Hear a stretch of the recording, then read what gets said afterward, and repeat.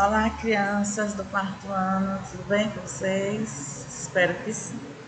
Crianças, nós vamos dar continuidade ao nosso livro 2, né, do capítulo que fala dos quilombolas, certo? Então, nós estamos no capítulo 4. Lembrando que nós já vimos, né, o primeiro capítulo, né, o segundo capítulo e o terceiro capítulo. O primeiro capítulo nós falamos sobre a diversidade cultural do Brasil, que é falando sobre a miscigenação, né, as misturas de cultura, né, misturas de povos. Falamos sobre a localização dos povos, que é justamente dessa mistura, né, quando eles chegaram aqui no Brasil, né, para onde cada um foi, né, o que foi que cada um foi fazer. Então, nós falamos sobre os japoneses, sobre os italianos, sobre os holandeses, né, então nós vimos, né, como foi que eles vieram e para onde eles vieram, né, os portugueses, né, os outros portugueses depois, né, da descoberta, né, que vieram outros estrangeiros, né, falamos dos haitianos, não é? Falamos dos bolivianos, dos venezuelanos e da imigração no Brasil. Falamos também, que é no terceiro capítulo, né, dos indígenas, né? Mais porque nós já iniciamos falando sobre os indígenas, né? No primeiro capítulo, que é a diversidade cultural do Brasil, nós já iniciamos falando dos indígenas, dos portugueses, né? Que vieram os africanos, né? Outros povos, né? No caso, como eu estou falando para vocês, e deixar o que foi que eles deixaram, as heranças, né?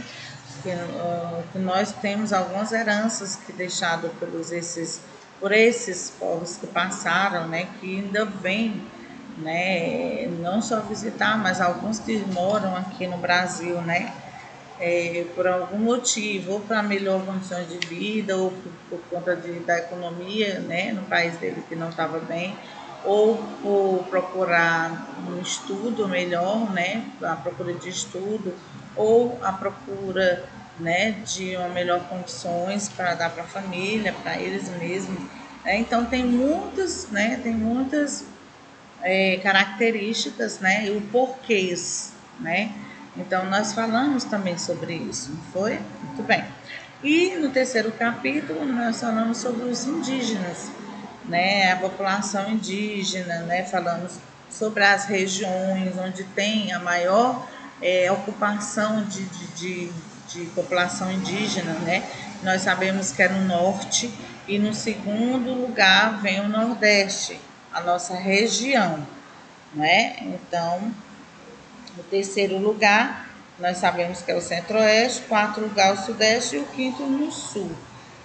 Falamos também sobre as terras indígenas, né, a demarcação de terras indígenas.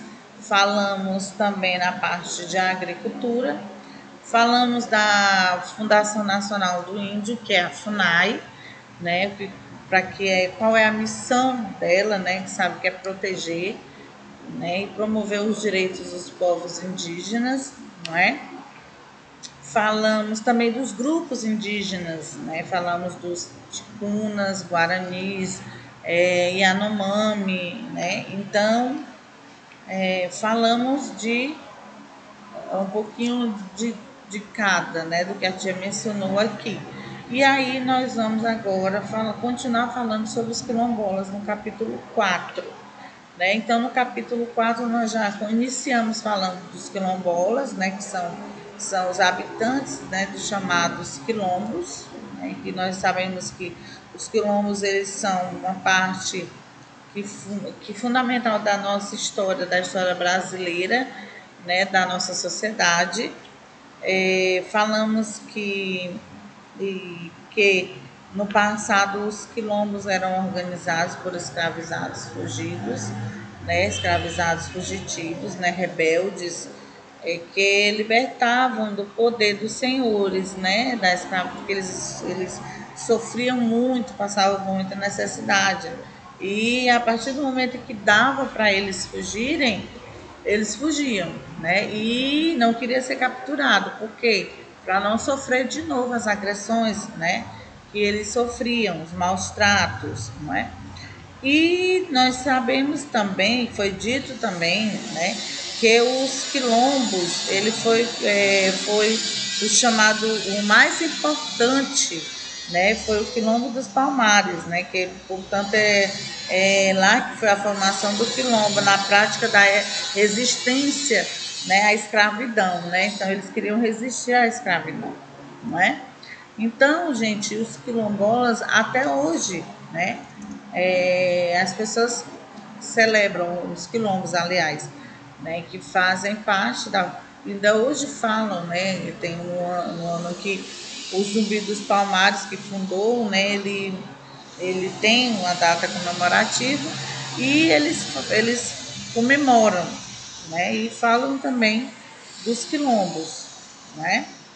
Então, nós vamos aqui, falamos também, para relembrar um pouco mais, falamos do quilombo, né? Quilombo que tem os lugares sagrados que eles, né, têm lá no cantinho deles, né, de oração. Tem também né, as pessoas, né, que trabalham hoje em dia, eles no quilombo eles se constituem com os espaços de preservação da cultura e da história dos escravizados, né, pessoal? E agora, gente, nós vamos para a nossa página, continuando para a nossa página 209, tá? Quilombolas, página 209. Olha só. 209. Aqui nós já fizemos, né? Porque até eu falei sobre o lugar sagrado, né? Que foi a última página que nós vimos, na página 208, né? E agora nós vamos para 209, tá? Então, antes de começar a falar sobre, né, dados quilombolas, eu vou explicar a vocês uma atividade que vocês irão fazer. Aqui essa atividade é com a lupa na mão, vocês irão fazer na página 37 do material de apoio, né, um mapa do Brasil e alguns círculos com os números aproximados de processos abertos para reconhecimento de terras quilombolas. Então, vocês vão recortar esse mapa e colar no caderno de vocês, de cartografia, tá? Que é o de desenho. Ah, tio, eu não tenho. Então, você cola no caderno normal, tá? Na página de história. Em seguida, recorte cada círculo e cole em cima da unidade federativa correta. Por isso que tem um mapa, um livro, vocês vão procurar e vão ver, tá bom? Após finalizar seu mapa, dê o título a ele.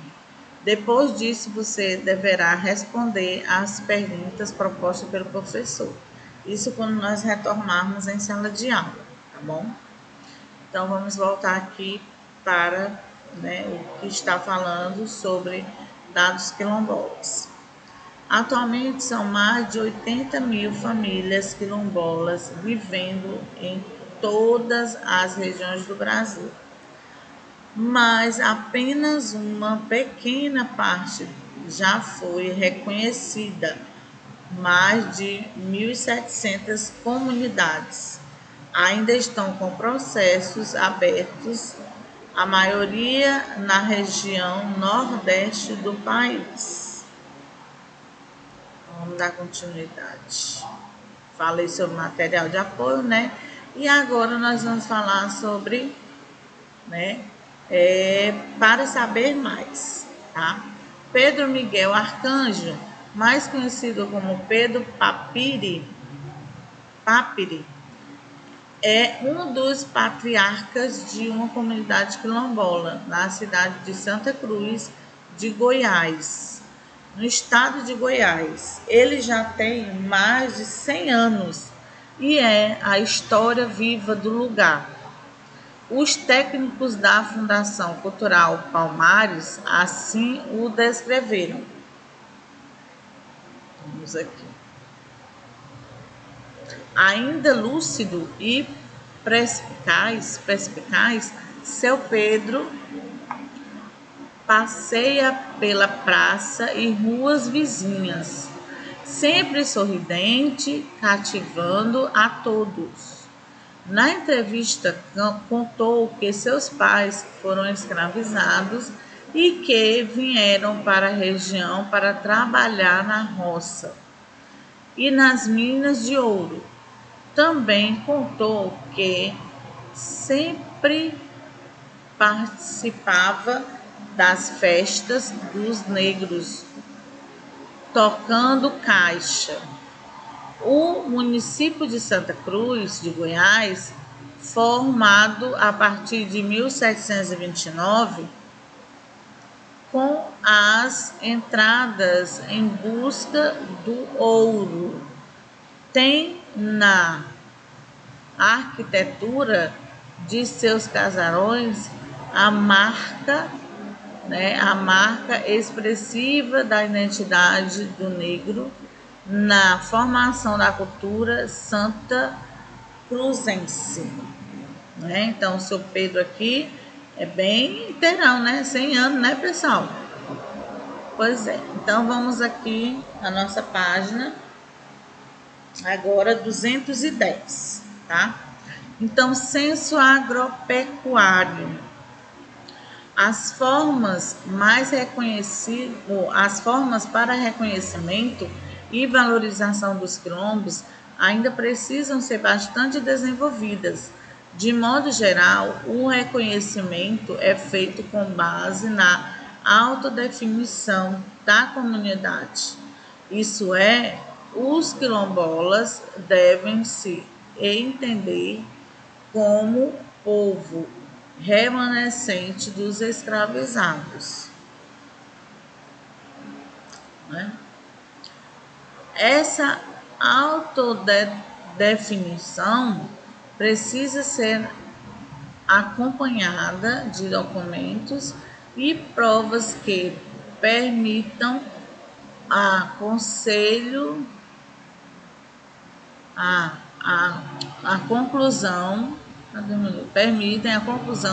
de que há de fato uma conexão cultural, étnica e ancestral daquela comunidade, como os indivíduos escravizados no passado. Esse direito é assegurado pela Constituição brasileira. Agora nós vamos falar do Estatuto Brasileiro de Geografia e Estatística, que é o IBGE, organiza o censo agropecuário, florestal e agrícola, popularmente chamado de censo agro ou censo rural. Esse censo é um grande trabalho de pesquisa dos técnicos do IBGE em relação à população, em relação à produção agrícola do país, agropecuária do país. Por isso é importante para as comunidades quilombolas, Então, por isso é importante para as comunidades quilombolas.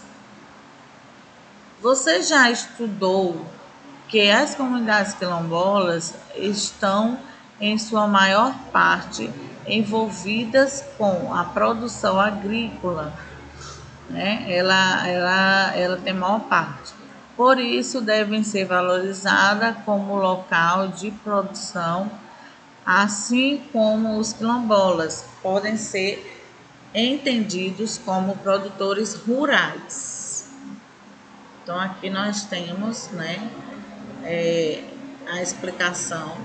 A tia vai ficando por aqui, até a próxima aula, na nossa continuação.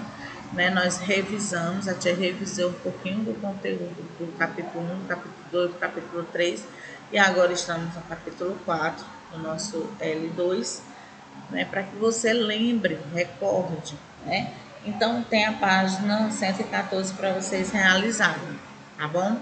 Então, fiquem com Deus, página 114 do FA, tá bom? Então, Fiquem com Deus. Até a próxima aula. Tchau, tchau. Se cuidem, hein, pessoal? Se cuidem. Tchau.